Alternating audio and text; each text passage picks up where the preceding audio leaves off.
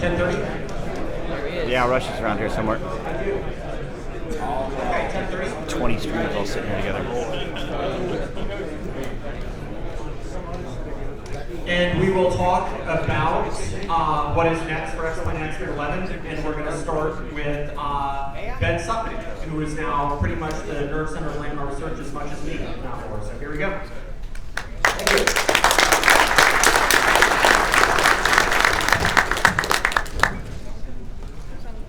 Thank you. You guys hear me in the back? All right, good enough. Hi, my name is Ben Sutton. I'm here with pretty big chunk of the Laminar Research Development Team, and we are here today to tell you about X-Plane, what we've been doing, and we're going to show you some of what we've been working on and where we're going with X-Plane in the next year. So, 1 year ago, yeah, we worked all this out, thank you. Get some ambiance. Like, adding more light. No.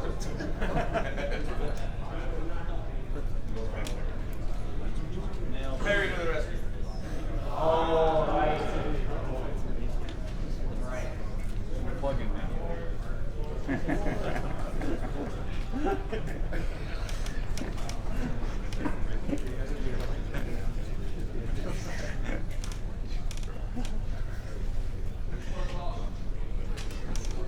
That's Austin. That's me. I'm younger. So 1 year ago, at this flight simulation conference, we put up this picture and we said, we're going to show you what we've been cooking up in the lab. And we gave everybody a sneak preview of some of our next generation technology, our lighting, our sound, the new user interface. And 1 year later, it's out, it's here, and it is X-Plane 11. And we have enough new stuff that we want to talk about that we can't go into everything that went into X-Plane 11. X-Plane 11 has been a huge and tremendous release for us. But there are just a couple things I want to highlight that I would say form the foundation of X-Plane 11. The first one is our fleet. We upgraded our entire fleet to make it consistently high quality, with beautiful detail. The new airplanes, they look fantastic. And they're also completely functional. Everything works in the 3D cockpits. The systems are modeled in great detail. The engines are modeled in great detail. So X-Plane 11 is founded on really good airplanes. The next big thing we did is we completely redid X-Plane's user interface. And when we were looking at how are we going to redo X-Plane's interface, Austin had one directive for us, sort of a prime directive. He said, you can't take away the power of X-Plane. You can't take my X-Plane and stop people from doing all of the amazing things they do with it. It had to still be fully functional and a fully powerful flight simulator. So this is what we came up with. A user interface that is easy for new people to use, but still exposes everything that X-Plane is capable of. And what we've tried to do is make everything very visual so that you can interact with the simulator quickly and understand what's going on. And for experienced users, I've been using X-Plane for almost 20 years, and I found that this is faster to use. It's really got great usability. So we went from this to that. The third thing we did is we completely redid the lighting and rendering engine. So the lighting engine in X-Plane 11 is now based on the laws of physics and optics. And what this means is stuff pretty much just works. Our art team can make the airplanes the way they are in real life with a wide range of materials, and X-Plane will make them look right no matter what the weather is doing. We also redid the atmosphere so that everything that affects how your aircraft will look is modeled. And that way, you get great visuals across a really wide range of flight. And one more thing I want to draw attention to is our X-Plane Scenery Gateway. This is a server where our community can build 3D airports out of Lego bricks we give them and upload them and share them with the entire community. And this has just exceeded our expectations. We now have 4,447 3D airports. These are built into the simulator. We have over 3,000 users creating these airports, and we broke the 10,000 mark for the number of submissions shared on the gateway. So the community has just done incredible stuff with this. At this point, 42 of the 50 busiest airports in the world are already in X-Plane in 3D. That's what you're going to get as soon as you get X-Plane 11. And by the way, the other 8, I'm told they're all in progress right now. So these airports, they look great. They're a huge addition to flying inside X-Plane. The detail is just incredible. Tyler gave me this graph. This is the progress of the gateway over the last 2.5 years, and the community just keeps on giving us more airports. So that's just been phenomenal. So a lot of what we've done with X-Plane 11 has made X-Plane look better. But at no point have we said we're going to compromise on the fidelity of the simulator. We're still pushing for the most realistic, the most accurate, the deepest simulation we can have. So I'm going to turn it over to Austin, who's going to talk a bit about the physics and about the flight model stuff he's done in X-Plane. Okay, if I were to truly talk about the physics in X-Plane, we would be here for an hour, and I know y'all don't have that kind of time, and it eventually get boring. So I just cut to the absolute bare chase here for the absolute minimum. All right, so what did I do? Did I shut it down? Next slide, please. Okay. So this is why we have a lot of people in the company. Everybody does their own thing. I don't know how to work projectors. So next slide, please. But then they do have to do what I say. Okay, so obviously starting X-Plane, I was just running Cessna 172s and Piper Archers back in college. Since then, I've owned Columbia 400s, Cirrus SR-22s, now a Turbine Lancer Evolution. And so as I get new airplanes, I'm constantly flight testing. I'm learning, just milking my airplanes for all the information I can get out of them to then take that data and move it into X-Plane so that what I deliver is the same thing as what I fly. You know, what I fly is what I deliver to you. And I recently got my hands on a declassified pilot's operating handbook from the F4 to do engine physics up to Mach 2.5 and drag, supersonic drag and compression physics as well. Interesting thing about supersonic flight, it's less about the engine and more about the inlet than you would ever imagine. It's like, for an F4 fan, the purpose of the engine is like to pressurize the inlet because that's what actually drives the airplane. So based on my experience in 844 X-ray, really got the PT6 engine model. A PT6 engine is a strange thing. It's almost an organic feeling machine to operate because everything's spinning at different speeds and temperatures and pressures. You never advance the throttle all the way. Never, ever, ever. It's always a question of how much temperature and fuel and pressure, you know, RPM do you want to have in that engine. You advance the throttle accordingly. And when you get it coded right, it almost feels like a living thing inside the airplane, which it certainly does when you fly it. Went back through all my notes from my reciprocating engine airplanes, made sure that model was good. I got a guy named Brett Sumper, a long-time X-Plane user and military helicopter pilot, got me operating handbook data for the OH-58, which is the military version of L-206, which really allowed me to get the settling with power, vortex ring state, effective translational lift, all the stuff that makes helicopters really quirky, interesting birds, to get the rotor just right. I'm now doing a simulator of an A320 for some A320 Boeing 737 pilots who want to start a business doing certified A320 training in Europe. And so they've gotten me A320 pilot operating handbooks to get my N1 and N2 and thrust curves all matched. Based on flying my airplane, which is pressurized, I've really gotten the pressurization modeling pretty darn serious. It's not just are you pressurized or not, but instead it's actually inflow, outflow, pressure coming in, you know, from the pressurization system. And then the slide that Ben decided to hand me here was just one that shows, for example, the thrust as a function of Mach number on what's clearly a supersonic engine. So like when you start off at the ground, you have a certain amount of thrust, and then as you speed up, you get more and more ram air buildup, right? This is the ram air effect, which becomes significant until at some point you start to transition from total ram air recovery to what's called a normal shock, where tremendous amounts of energy are lost, which happens here, but you transition from a ram air where you're recovering your airflow energy to a normal shock where it's lost, and then above a normal shock, more and more energy is lost the faster you go. So what you see is the thrust, in this case probably an F4 Phantom or something like it, as a function of both Mach number laterally and altitude vertically, where higher altitudes are actually shown at the bottom because they have lower thrust because the air is thinner. Okay, next slide. Let's back up. This is one of my favorite ones. Okay, so this is my airplane, the Lancer Evolution, and what we've got is just a new kind of little tweak in the blade element theory.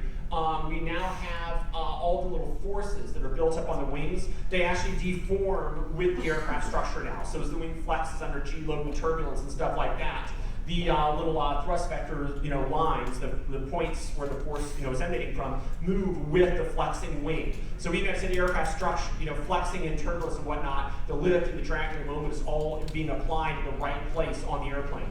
Now I'm extremely disappointed that the color got absolutely screwed up by this projector. But if the projector hadn't completely just butchered our colors, you would see from the propeller, you'd have green lines for lift, red lines for drag, and then yellow lines for the vector sum of the two. And they are red, green, and blue in X-plane. They're red, green, and yellow in X-plane. They just all, there's something wrong with the projector, makes them all look yellow. But what you can see is the lift is kind of coming out of the propeller at a different angle, each point along the prop. And why would that happen? And the answer is because out near the tip of the propeller, it's all a rotational thing that's going on, right? But near the root of the propeller, the incoming speed into the disc from the forward speed of the airplane is dominating. And so what you've got is the lift actually operating at a different angle along the prop, depending on the inflow speed due to the forward motion of the airplane and the rotational speed due to the rotation of the prop. And so you can really see what's going on as you build up the forces on the prop. And this is accurate enough and well tested enough that I'm actually employing this technology to predict how an electric vertical takeoff and landing airplane will fly. And sometime, hopefully this year, you'll start to see it in the news that we're building a vertical takeoff landing electric airplane to transplant replacement organs to people who are on the organ donor waiting list. And they're going to be getting 3D printed organs delivered to them by a zero emissions electric VTOL. That's a plan I'm working with the customer for the coming years. I can't show you this airplane yet, but there will come a time, hopefully within a year, where I'll be able to put it at xplane.com and you'll be able to fly this airplane yourself and you'll be able to see the ultimate embodiment of displayed element theory technology and how it can be applied to an airplane that doesn't even exist yet. They're going to do a huge amount of good. Another thing that's kind of interesting, when you really get this right, it works when you're going backwards, right? Because all the small angle theory stuff goes away. When you actually go to vectors, it works backwards and sideways just as well as forwards. You might say, well, why do I care if the airplane works when it's going backwards? What's the point? Well, there are reasons for it. What if you're taxiing with a tailwind and a tail dragger? If you're in a light little tail dragger taxiing at 10 knots with 20 knot tailwind, that's a very significant force on the airplane you want to know. What if you're in an aerobatic airplane, you pull up vertical and you start to fall? That's a backwards flow over the airplane. What if you're hovering in a helicopter or a VTOL and you have a tailwind that's coming along and kind of pushing you as you're trying to hover against this tailwind in a VTOL or helicopter? All of these are cases where you have backwards flow and you absolutely want the forces to be simulated properly. And so basically, I know I've got it right when it works backwards, sideways, up, down, left, and right, always perfectly. And so all the small angle approximations are gone. We eliminated the assumption and cut straight to the core of physics here. And so these are some cases that matters. Do I have anything else? One more. Oh, okay. Oh, and then there's this simple, boring little system stuff. Well, it's not that boring when you code it. How well does the generator put out amperage and voltage and stuff like that as a function of the RPM of the engine? So we have better electrical systems modeling now for 1103. I think it was maybe 1103, right? 1110. Oh, 1110, okay. So for 1110, I've coded on new generator amperage and voltage modeling, electrical system modeling, and stuff like that. So I'm always coding and embedding rolls of stuff in on the schedule that works best for the company release schedule. But system stuff like this, I fly a pressurized, retractable gear, airplane with a generator and an alternator, all the things I learned about the limitations of the airplane, I make sure to code into X-plane. This is just like one example of dozens in the new electrical system modeling. Okay? All right, so now Alex Gifford, two Alexes, are a new lead artist. You want the, Yeah. All right. Hello, everyone. I'm Alex Unruh. I am art director here at Laminar Research, and I'm here to talk about some of the new things that we are doing for scenery. As Ben talked about earlier, we have a ton of gateway airports, almost 4,500, and we are going to make these just a little bit better for all of those authors and for the end user. So we're adding new Lego bricks.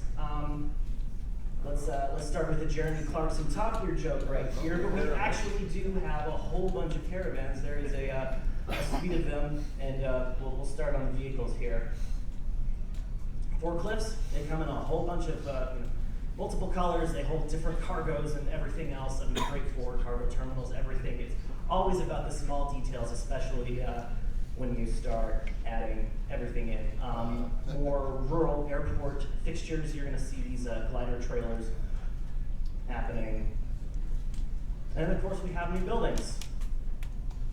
Here's some control towers, kind of a European style that we've got going. Hangar, circular, what they call it, circular hangar. More traditional hangars, this one energy efficient. Grain silos, or maybe not grain silos, but silos nonetheless. And then we have clutter objects. And these are really great for populating your airport with whatever you want to do. And the more clutter, the more real, the more plausible and immersive the environment is. Fuel farm, infrastructure. We've got barriers, more permanent barriers. And now we're going to talk about AutoGen. AutoGen, for those of you who don't know, is our auto-generated scenery system. This gives you things like, gives us the cities, gives us all of that, and we break it down into residential, commercial, industrial, amongst other classes. And we use OpenStreetMap data for our roads. And there's a whole bunch of other things that we could talk about, but we don't have time for that. But let me show you some pictures instead. This is additions to our European AutoGen. We've got some mid-rise apartments going on here, and commercial sectors.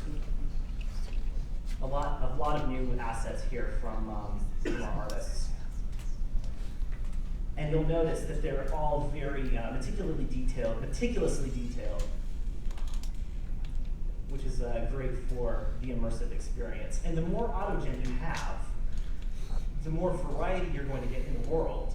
And the more variety you're going to get in the world, the more plausible the experience is going to be. We've always called the AutoGen system X-Plane's plausible world. But we've got more, because you can't just have the plausible world. We want the real world. So we are finally getting to landmarks. And let's start with London. We've got Westminster. There is the London Eye. The clock on Big Ben actually goes around sim time, which is a nice. Same with the Tower Bridge. It will actually go up and down, which is excellent. Of course, the Eye. Where's the laser? Doesn't matter. Yeah. We've got the Eye behind the bridge. The Gherkin. But we can't stop at London. If you hadn't guessed already, this is Sydney. We're on the Tower Bridge, or Harbour Bridge, sorry. They are illuminated at night. The Opera House, beautifully illuminated as well. And then, of course, you have to add Vegas. Because everyone who's ever flown in this country, I think that Vegas is probably the closest downtown to an airport that you're going to get. And the Strip, being the iconic feature that it is, deserves justice, so we're giving it to it. Luxor, the Camelot. Here's an overview. It's still a work in progress. We've got a little bit more to do with it, and we can't wait to show it to you when it's lit up, including the Luxor light that goes up to basically space. And let's go to Chicago. This is the John Hancock Center. Chase Tower, Willis Tower. You'll notice the nice reflections in the Chase windows, courtesy of our physically based rendering system. And a bird's eye view, beauty shot of downtown Chicago. And we'll finish off with dusk. So we have got AutoGen, we've got landmarks, we've got neat building blocks, plus more than I've shown you here that are going to be coming to X-Plane this summer. And without further ado, I'm going to hand it off to Chris.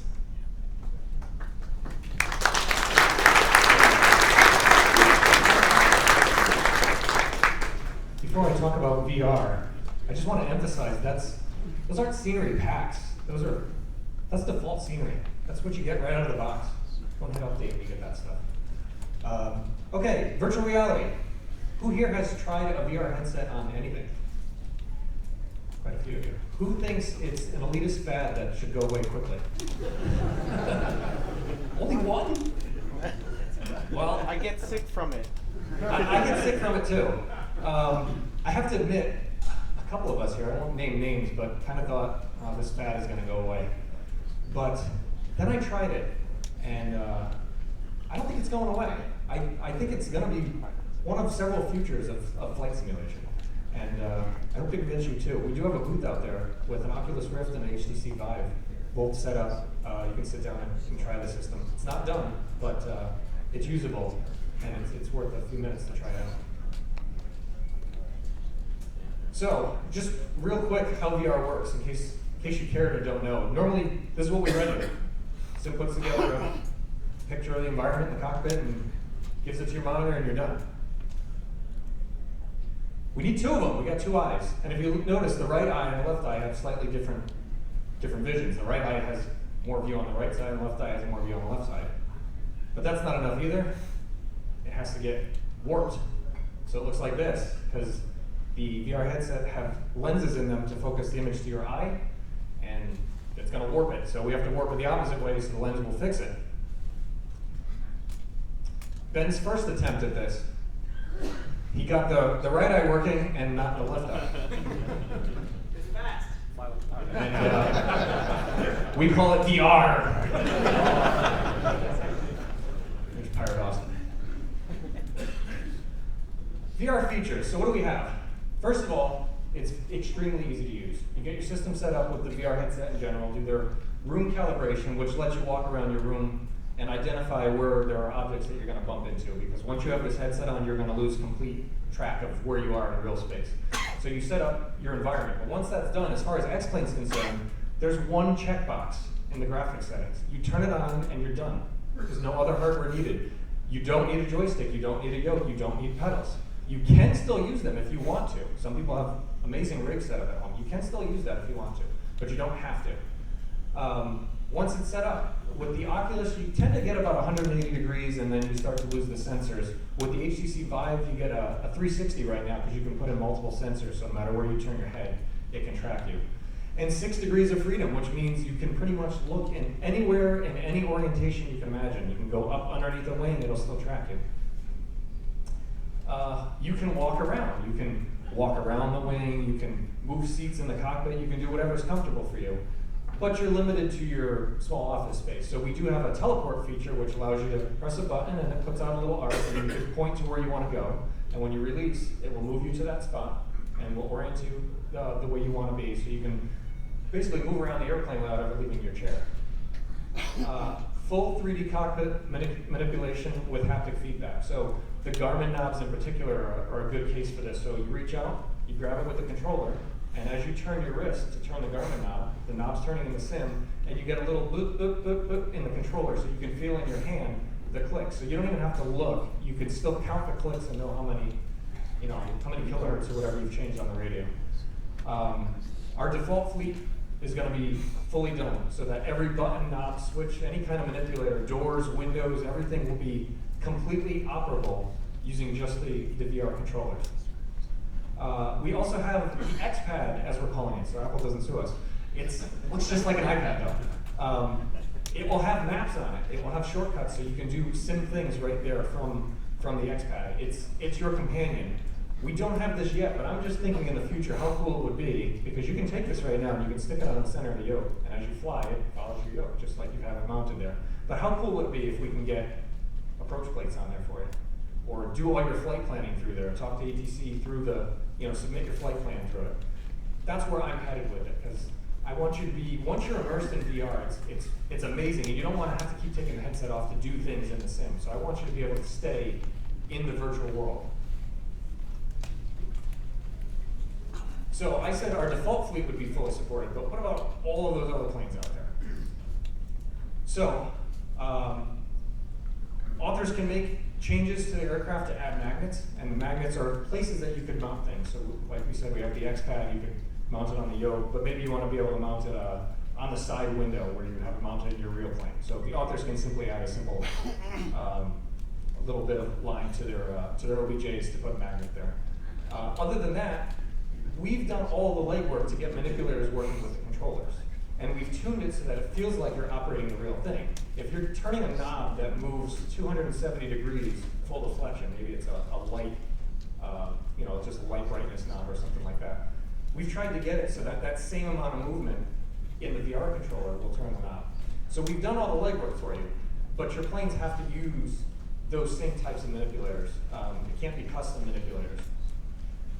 Authors can override our behavior if they say, well, yeah, but my OBS knob behaves like this, it's accelerated. So you can change all that and customize it as you need.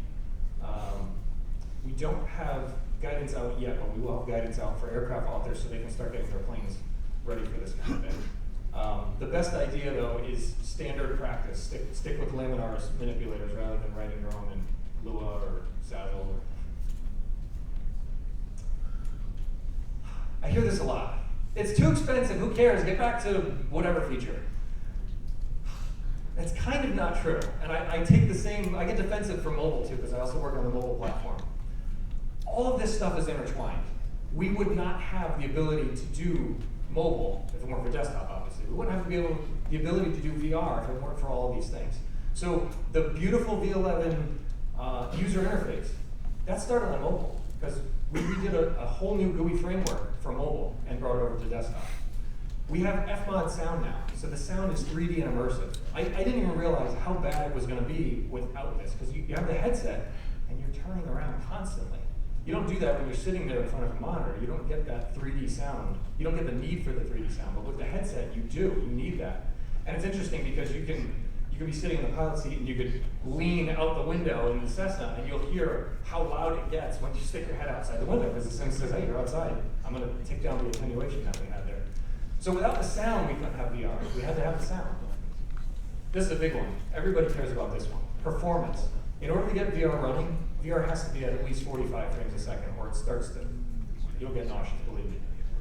So we're trying to get to 45 and then 60, just in general. So VR is kind of driving this. It's like, VR is like making the sim run a marathon. Like, we got to hit the gym, so we're hitting the gym.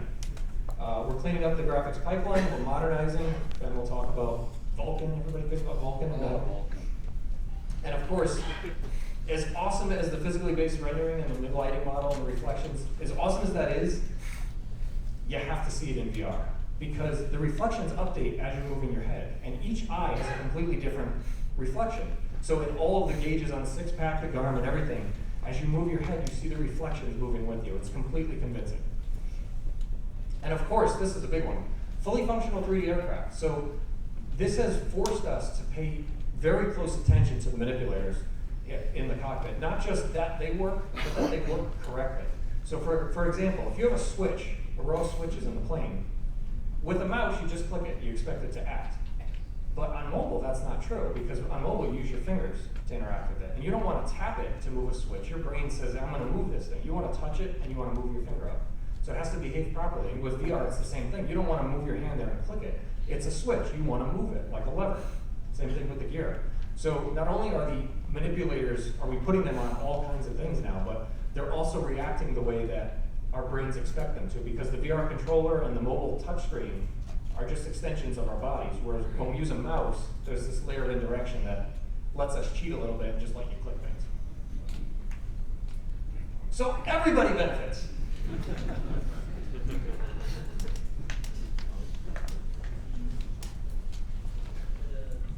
Right, so I made a quick 9-minute video of me actually using the product in my office, just so you can see some of these features live here.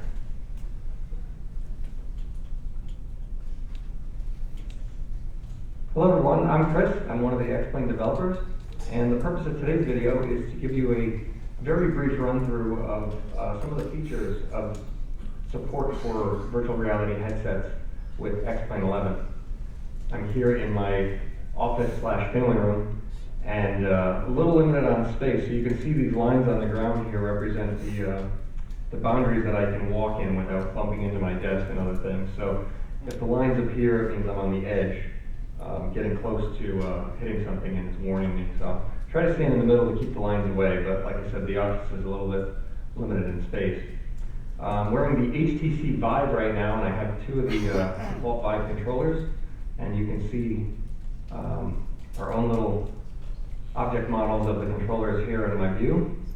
I'm standing outside of our default Cessna 172, and just going to do a very quick walk around just to show you the Vive in particular offers 360 degrees. I can turn my head around anywhere. I can trip over some wires here. We can get down on our knees, and we can just look around completely free to just look at anything we want on the aircraft. Almost like you're standing in front of the real thing. Even in the headset, the size and proportion of everything is extremely realistic. You feel like you're standing right in front of it. But we can't all have offices large enough to walk around an aircraft, so we have the ability to teleport. So I can just touch one button on the controller here, and you can see this little arc comes out here, and I can rotate it so I can decide which way I'm facing. So if I want to go to the end of the wing here, I can just do that. And now I'm outside the wing. I'll get a little closer here. And we can look underneath the wing and kind of do like a pre-flight inspection. And we can just very easily walk around and look at various parts here. Alright, so we'll head into the cockpit now. Just teleport over to the door here. And just grab the door handle. So you can see as I bring the controller over to the door handle, and then just make a motion like that, the door opens, and I teleport right into the pilot seat here. Okay, so you can see I grabbed a chair here just so I'm more comfortable, and I'm sitting inside of the seat of the Cessna. No problem, I can just teleport again, and now I'm sitting nicely in the pilot seat. I can choose to sit over here on the right side of the aircraft if I want, and fly as a CFI or as a passenger. But let's come right back over here, and I can reach over and grab the door. Close the door there. So you can see we have an iPad, or a little iPad mini here, or the X-Pad as we call it, and I can pick that up with my hand, and I can move the map around and do our pre-flight planning on here. But for now, we're just going to get started with the aircraft. Just do a quick takeoff just to show you how usable everything is. These two blue squares that are showing up here show mount points that I can put the iPad. I can stick it right there, and now it's out of my hands, and if I grab the yoke, it stays with the yoke. But let's just put it over here just so it's not such a distraction. So in the aircraft, essentially everything you could have ever interacted with before is interactive with the controllers. It doesn't have to just be the right controller, it can be the left controller, or it can be both at the same time. So you can be, adjusting the switches here and adjusting your throttle at the same time. Let's see if we can turn our master switch on, get our strobes going, our beacon. Check the area. Throttle. So with the left hand, I'll bring this up on. Left hand, I'll grab the ignition, and the right hand, I'll grab the mixture, and we'll see if we get this started. So I'm just rotating my wrist here to turn the key, and I'm going to start. Mixture.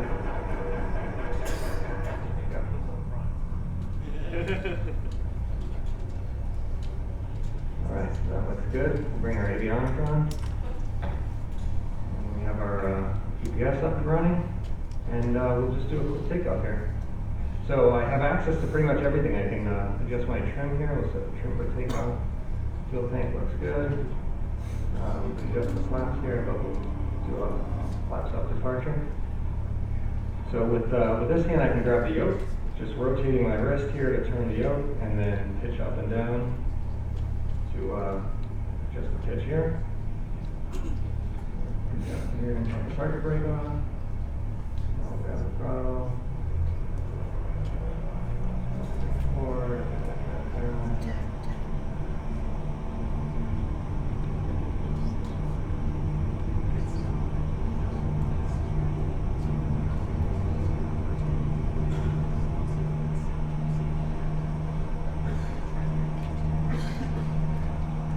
And there we go.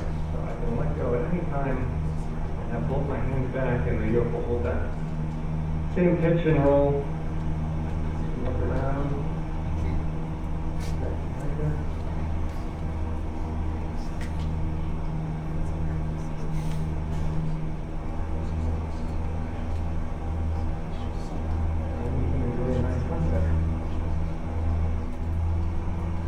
I turn the autopilot on here just so I can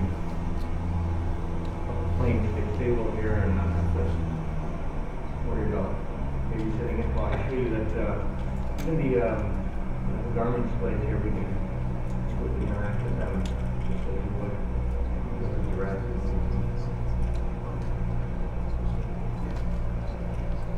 See our wrist, and I don't know if you can hear it, but there's feedback in the controller, so it makes a little click just like the Garmin knob would each time you turn it. So if we move the wrist,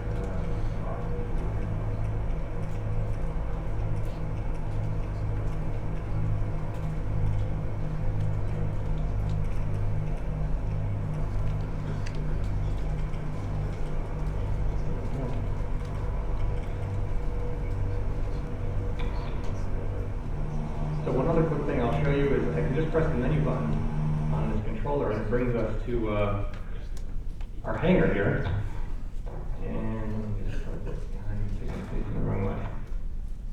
There we go. So I can come right up to our little whiteboard here, which we have our menu on, and this is the standard X-Plane menu, the pre-flight menu, and I can pick the MD-80 for example. You know, we can adjust our weather and time of day, everything that you normally can. Just going to show the MD-80 really briefly because it's kind of an amazing aircraft, especially in a VR headset.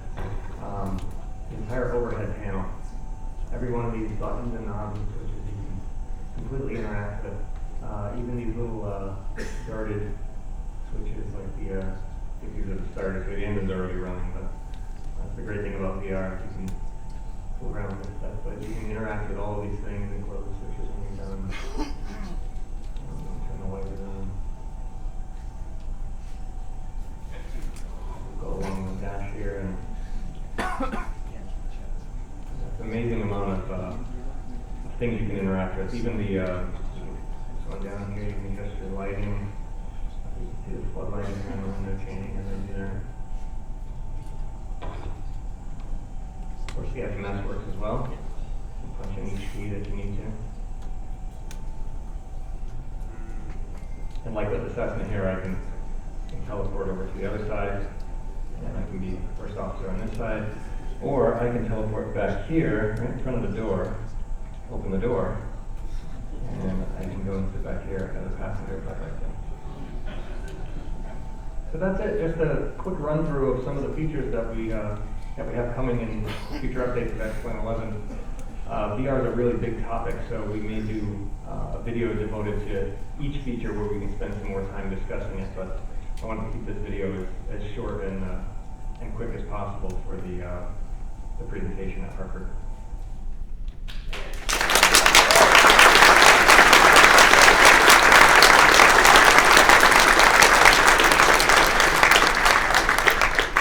So one thing you don't realize from the video is that wearing a VR headset, the size of everything is realistic. We don't do graphic user interface anymore in pixels, usually 640 by 40.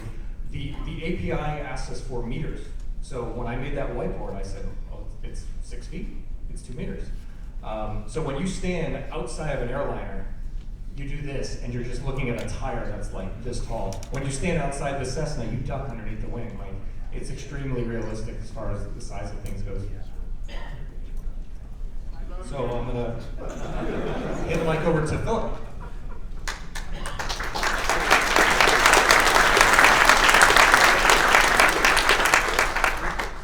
Thanks. My name is Philip Musa, and I maybe had the longest commute to get here because I came in from Germany the day before yesterday. And I think they put me behind Chris to have some slides for the people who think that VR is a fad that nobody needs, and we need more serious simulator features, and nobody cares for VR, so that's why they put my slides in here. So I've been responsible for some time for the avionics in X-Plane. So what you see here, the default FMS that comes in all the aircraft of the default fleet of X-Plane. I did that. We have default instruments for the GA pilots, and the history why we have them in X-Plane 10, we introduced them in X-Plane 10, is actually that I needed something to train on because I was getting my real world instrument rating and I needed a 430 in X-Plane that I could train on, and there were none available for the Mac and Linux platform, so I made them for X-Plane. The default FMS, I originally used to be an add-on developer, so some of you have maybe flown the Canada Regional Jet by Javier Roland, and the FMS that is now in X-Plane originally came from this add-on a couple of years ago.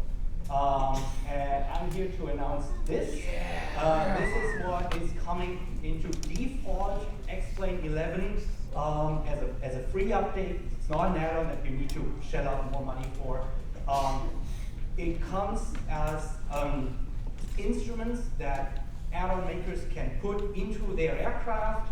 They can integrate it into the 3D panel, the 2D panel, and what's most important, they work with the X-Plane windowing system, so just like you can take the FMS or the GPS out of the simulator onto a second monitor and resize it, you can do the same thing with the G1000. It's extremely great for building home cockpits because you have command access to all the buttons on the bezel, so you can have a hardware bezel for all the buttons here, and then put the screen on whatever screen size you need because it's all vector, and you can resize it and it looks great. Actually, I think in full screen it looks better than the real thing. So even this, if you look here and you see the sky gets from a darker blue to a lighter blue here, even that is not a texture. That's all vector data. So no matter how big it is, it'll look great. I think that's the next slide. Yeah, of course there's many different software versions of the G1000 around, and of course I'm on the one that I have most hours on, and that would be Austin's airplane, the 428 X-Ray. So the one that is in X-Plane will be based on that software. But then again, of course, Austin's 428 X-Ray was a single engine piston, and we made it customizable for different aircraft types by a plane maker. And the important thing is there's no new settings. So if an aircraft designer has made a 172 and dialed in all the parameters, or he has made a 182 and dialed in all the parameters, he can just drop in the G1000 and all the displays will be correct for the engine that he made. Yeah, as I just said, you can put in the 3D cockpit, you can put up the 2D panel, then you can take out the 2D panel, put it on a second monitor for home cockpit builders. The colors of the projector are totally screwed up. I mean, what the hell? Okay, so this is supposed to be magenta. This is the flight plan target altitude. I think it's magenta, like the flight director. This is the PFD. It has a few options that probably not all of you know. For example, we have the tie-in DME that probably no one uses in the United States. The thing is, I'm a licensed flight instructor in both Europe for the EASA rules and the US for the FAA rules. And in Europe, we have different regulations pertaining DME and GPS usage. So that's why I programmed it that way. So overview of the features. It does not have all screens, so if you are the type of guy who wants to go into the auxiliary 3-page and look at the LRU unit, what the software version of your GDC unit is, no, this page is not going to be there. So it is, I focus more on what I teach as a flight instructor, and I use the FAA guidance for teaching partial pedal and failures in glass cockpit aircraft. So the focus of the G1000 and X-Plane is not to have every single page with every LRU version number and whatever, but to have what you need in training, and that is all the screens and the failure modes. And you have flight plans? Yeah, of course. Yeah. We have a WAS and a non-WAS option. You can actually fail the WAS in flight, and then your approach performance degrades. We have the GFC 700 autopilot integration. We have the DME, I just talked about that, and we can pull up the weather display on the MFD. So here's a couple of failures. So we have an air data computer failure, we have AHARS failure, we have, this, when I first worked on it, this is not a bug. This is what the actual unit does if you go into an unusual attitude. At some point it splits the line from the horizon to assist you with the unusual attitude recovery. And the fact that those windows are suddenly missing here, that's also not a bug. What the real software does is when you get into an unusual attitude, it removes all kinds of stuff from the display and displays those little chevrons here to help you get back into your correct attitude. Customization, as I said, in PlaneMaker, you just say single or twins, turboprop or turbo or piston or turbocharged or whatever. You put in the limitations in PlaneMaker that you already have for the 2D panel anyway, and once you've done that, that's what you get. So we have the fixed pitch configuration, the constant speed propeller. We can pull up the systems page here. So all the bus voltages, that of course profits from what Austin just said, that he made a better electrical system. So of course that works on the G1000 as well. We have the turbocharged configuration with the turbine temperature down here. We have for the Lancer Evolution or for the Cessna Caravan, you get the turboprop configuration, and if you fly a Baron or something, you get the twin engine configuration. The navigation features are all what you would expect if you ever used my 430 or my FMS. So all things that the FMS can do, the G1000 will be able to do as well. You can have satellite-based augmentation approaches, both WAS in the United States and EGNOS in Europe. You actually get all the different sensitivities for the lateral and vertical deviation, and of course, this when you fail a WAS, some of them become unavailable, and you can do RMPAR, which means you can fly those curved approaches with the GPS-defined arc segments, like the modern form of a DME arc. So there was a question about the flight plan. That's what it looks like. That's what it looks like when you load a standard instrument departure into the flight plan, or you load an approach into the flight plan. And yeah, I don't think the problem is we're out of time. I can't demo it, so if you want to see it, you have to come over to the booth and actually see it. I'm not going to be able to do the live demo, but hand over to Ben something. Thank you, Joel.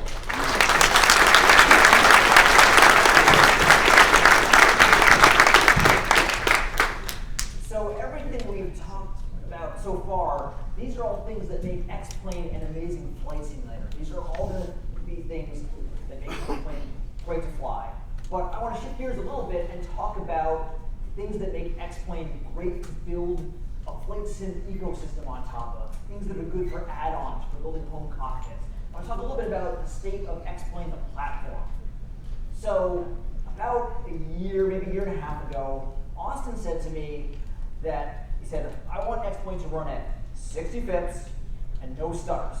That was Austin's request.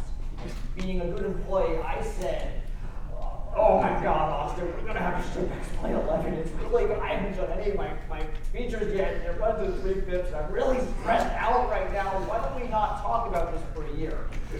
And Austin was very, very kind. He did not bug me about this for a year. It's been a year now, so let's see how we're doing. We're not there yet. I get this about once a week on developer blog. I have a super awesome gamer PC, and my CPU is only running at 25%. My GPU is so bored it took up knitting, and I paid $3,000 for this PC. What are you guys doing? I saw this picture on Reddit. And it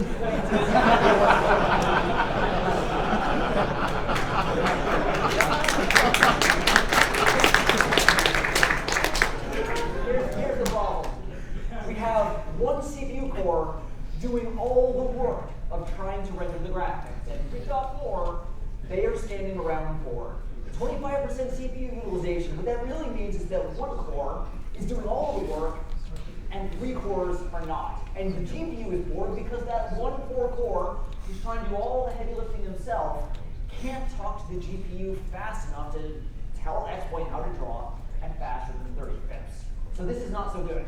So I'd like you to meet two of my friends who are going to help us get past this problem. Here they are. The first one is Vulkan, and the second one is Metal. Okay? These are next generation graphics APIs that we are going to be adopting. These are new ways for X-Plane to talk to your existing video card and do it more efficiently. Vulkan is the next generation graphics API for Windows, Linux, and Android, and Metal is the next generation API for Apple, for Mac OS X, and for iOS. So this is kind of what the world looks like right now. X-Plane is based on OpenGL. This is an existing technology. It's been around for about 500 years. And Metal and Vulkan, you guys can see the Vulkan? Metal and Vulkan are new technologies. I should say Vulkan right there. These are more like each other than they are like the legacy stuff. And by the way, okay. We want to hear it. Gotcha. And DirectX is actually the same situation. We have these next generation technologies which are very different than what we've had before. So why do we want these new things? There's these three superpowers that the new APIs give us that we need. The first one is they use a lot less CPU, and that just means more pips. More importantly, they are multi-core friendly, so we can get all of the cores working on the problem of X-Plane and not just one. And the last one is subtle, but I think it might be the most important one, which is they're very predictable. If we want to fly at 65ths, and if we want to be stutter-free, we need a graphics technology that is not going to occasionally pause and go out to lunch and cause X-Plane to stall. So we're trying to get from a situation where X-Plane is built on top of OpenGL to one we're built on a much thinner Vulkan layer. I have some bad news and some good news about this. The bad news is that this is a huge undertaking. This is not just a simple drop-in. This might be the only thing we've talked about today that might not be done in 2017. We've already started this, and we're still looking at a year-long process. So this is a big, long-term change. The good news is, as we make the changes, X-Plane gets better immediately, and that's why X-Plane 11.02 is faster than 11.01. X-Plane 11.10 is going to be faster than 11.02, and we're going to get other features like VR and shadows. So this is going to be a long journey with our engine, but it's going to be better at every stage along the way. Now, right now on YouTube, a plugin author is watching this and going, "Oh my God, you guys are going to take away OpenGL? I am so screwed." Because OpenGL has been the foundation of X-Plane graphics for probably 20 years. And if you use a third-party add-on that has vector graphics or a glass display, or if you phone X Squawk Box or Pilot's Edge, OpenGL is at the heart of it. So what's going to happen with our add-ons? First of all, we are not taking OpenGL away in X-Plane 11. For the life of the product, we will keep supporting what we've always had. And that way, no one gets left out in the cold. This is going to be very similar to 64-bit, where we kept supporting 32-bit. 4 years ago, we went to the 64-bit, but we kept 32-bit around, so our pro customers were not going to get hosed. Scenery or airplanes, a lot of things are basically just going to work. And we're also going to try and get it so the glass cockpits and 2D and UI also just work without transition. However, add-ons that draw in 3D, that would be SkyMax Pro, X Enviro, X Squawk Box, Pilot's Edge, these add-ons will need to be modified. So we're working now on the plugin system modification so that people can get started and get in on this process. We're a little bit on DEF CON time, but I just want to highlight 4 tools that we're getting ready so that you can use X-Plane 11 now. World Editor 1.6 just came out. You can make airports now for X-Plane 11, including the new ground trucks and services. Fmod Sound is available now, including the templates and the documentation. So you can make immersive sound for X-Plane 11. It will sound fantastic. This is just a quick picture of a recording session that Chris and Austin did. And if you're going to do this kind of serious sound acquisition, X-Plane and Fmod is a great way to hear it. It's really dynamic. Our modeling tools, we're going to have releases fairly soon, including a new 3ds exporter as well as Blender. So we're going to have really great modeling solutions. And finally, we're working on an X-Plane SDK update for this summer, which is going to bring in a lot of the capabilities of X-Plane 11 for plugin developers. So multi-monitor, the map, the ability to work with new APIs. We're trying to get this done as soon as we can so people can use it. So that's the state of X-Plane. We're really happy about our add-ons.